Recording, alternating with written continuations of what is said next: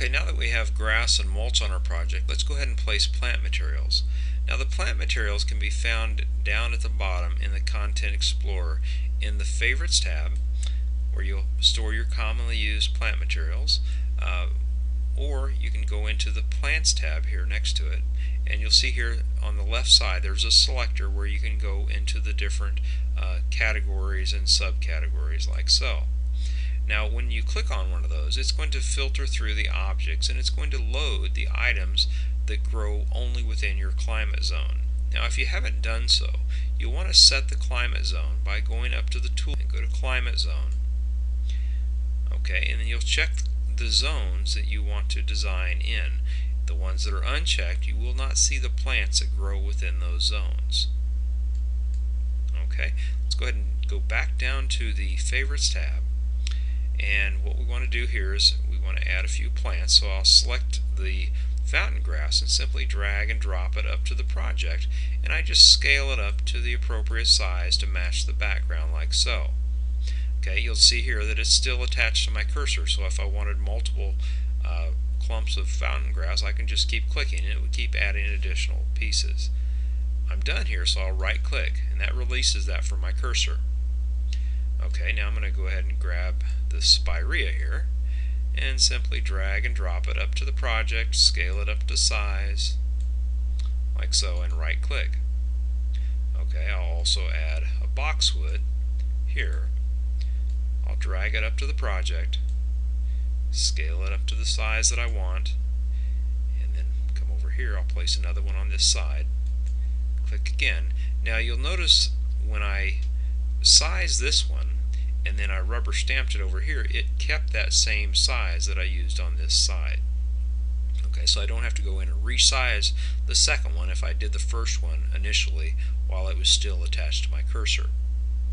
Okay, so I will go ahead and select a tree. I'll select the Japanese bloodgood maple and drag and drop it up to the project.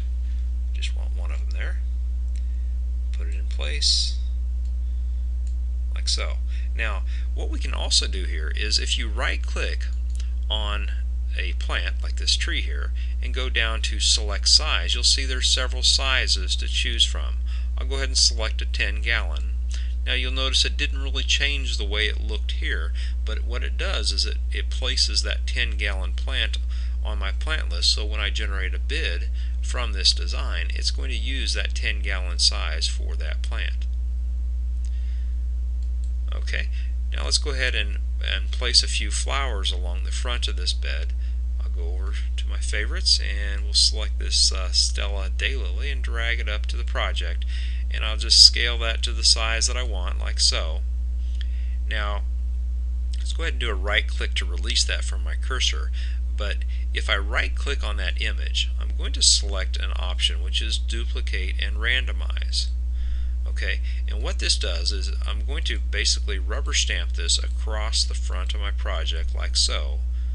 Okay, I'll put a couple of them over here too.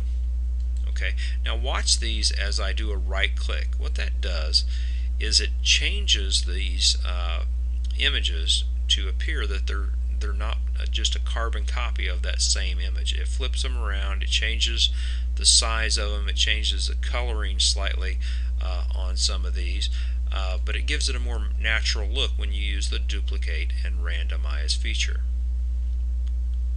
Okay, also you'll notice that when I did this design, I started from the very back edge of the project. So I started with the shrubs here and the grass, and then I added the tree and then the flowers. What that does is it keeps me from having to move to front, move to back. Now if you want to, you can select items and you can use the move to front, move to back up here, the yellow and gray buttons, and you can change the layering of those. Go over here to the workspace.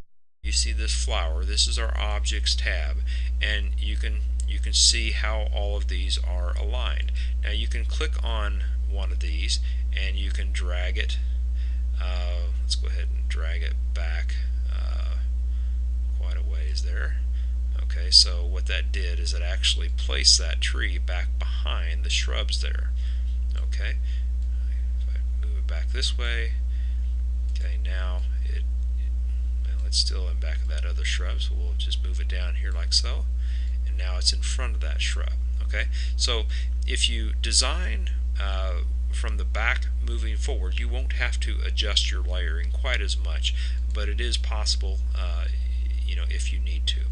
Anyway, that is how we add plants to our image editor project.